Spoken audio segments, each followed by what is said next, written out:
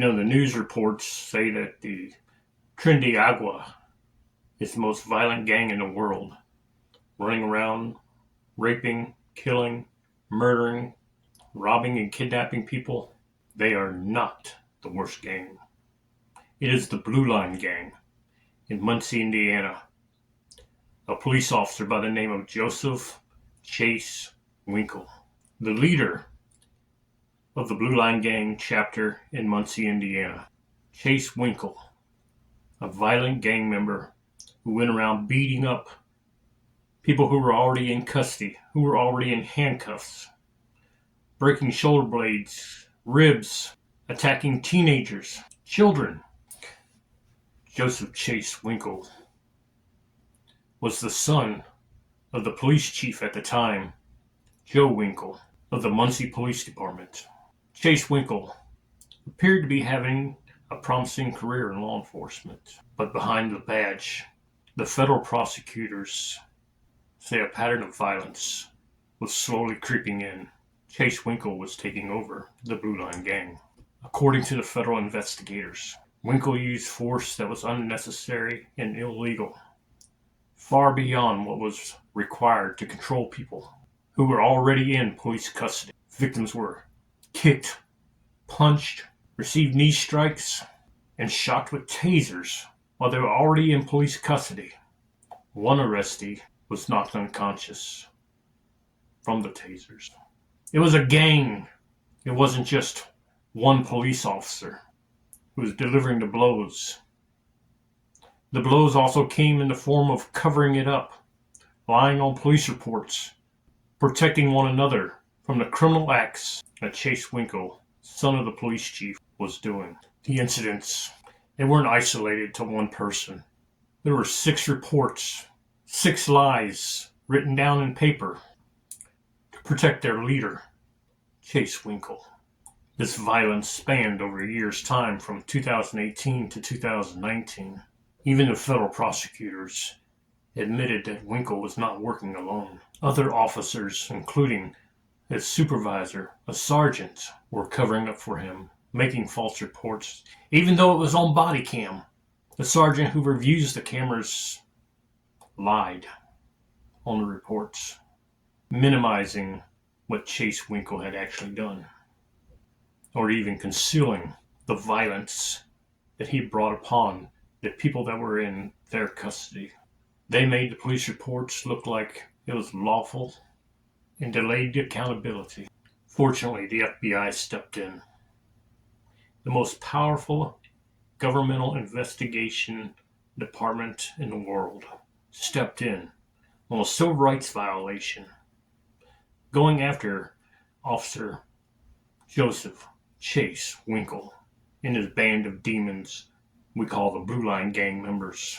Through body cam footage, witness statements, and police reports, they were able to piece together what really happened. And it wasn't just Chase Winkle who got arrested.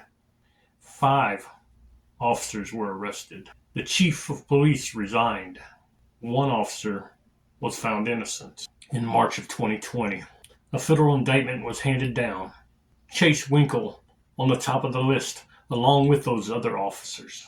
He was accused of violating the constitutional rights of several arrestees through excessive force and false police reports to conceal what really happened.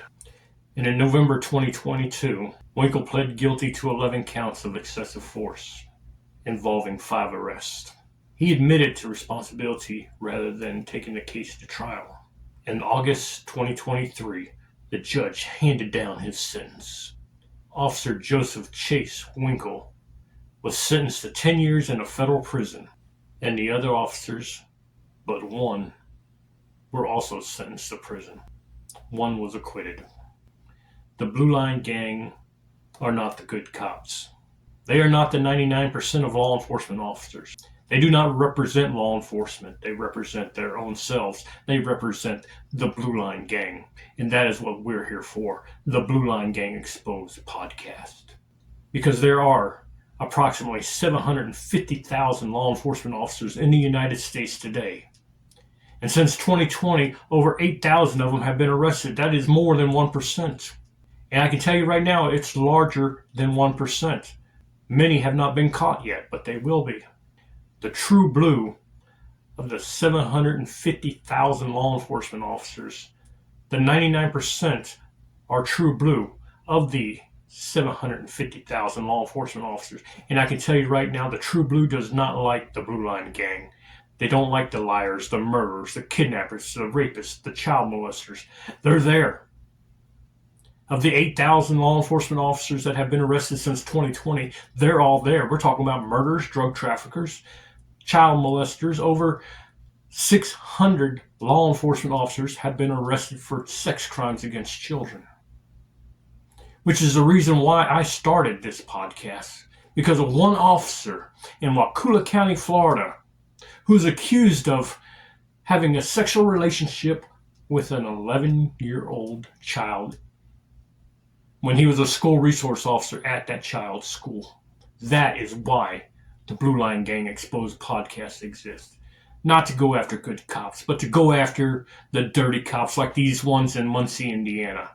The drug traffickers in Mississippi. We had 2 sheriffs and a bunch of deputies being paid off by a Mexican cartel.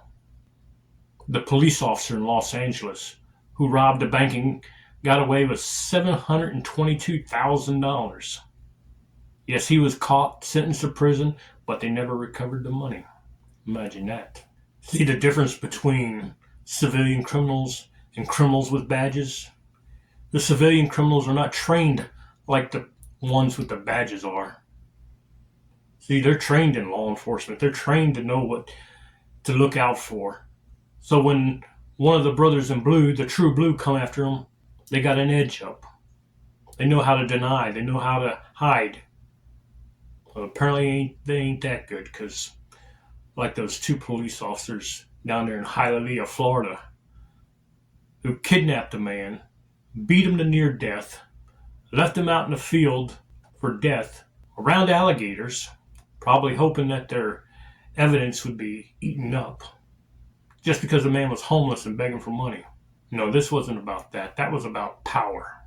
Fortunately, a true blue walking his dog came across the man and got him help. And those 2 officers were arrested. One is in prison right now. The other one's still going through the trial. It's a damn shame that we have to have a podcast like this to expose dirty cops. But you can't trust everybody, even if they have a badge, especially when it comes to your children. Because let me tell you something, since 2020, I've found over 62 school resource officers who have been convicted and arrested for sex crimes against children. I want to thank you for listening. I hope you take the time to hit like and subscribe. If you want to hear more, there's 20 videos out there. There's a few that are, just starting out videos, so they ain't all that great, but some are used with AI to help. But as we go along, they get better and better. And I want to thank the true blue officers who do their jobs. The one like Sheriff Grady Judd of Polk County, Florida. That sheriff don't play. He don't care if you're a civilian or a person with a badge. He's coming after you. And if you're one of his and you dishonor the badge, you will be sitting in his jail. And I'm going to tell you something. He's got some nasty jails. Real nasty, nasty criminals inside that man's jail. And he don't care, because that's where the criminals belong. He is one tough cop. One that I have a lot of respect for. And I'm going to tell you cops something who are bad. 2 things they don't like in prison: child molesters and cops. And if you're both, oh, you're in for a rude, rude awakening. Because correctional officers, they don't care either if you're a child molester. You get in prison, they call your name out.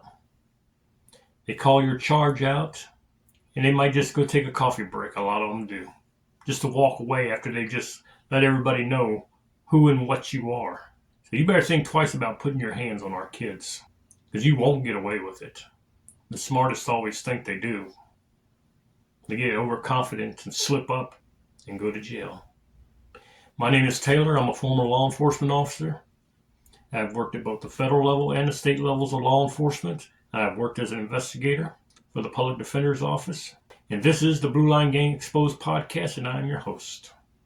Please hit like and subscribe. Help our podcast move along. Please leave your comments. If you have questions, please leave your questions. I would love to answer them and get back to you as quick as possible. And maybe air it in the next episode. Every Monday morning at 7 a.m., we'll have a new podcast for you. I also want to give a special thanks to the prosecutor who put these men behind bars and sent their butts to prison. Thank you, U.S. Assistant District Attorney Tiffany J. Preston.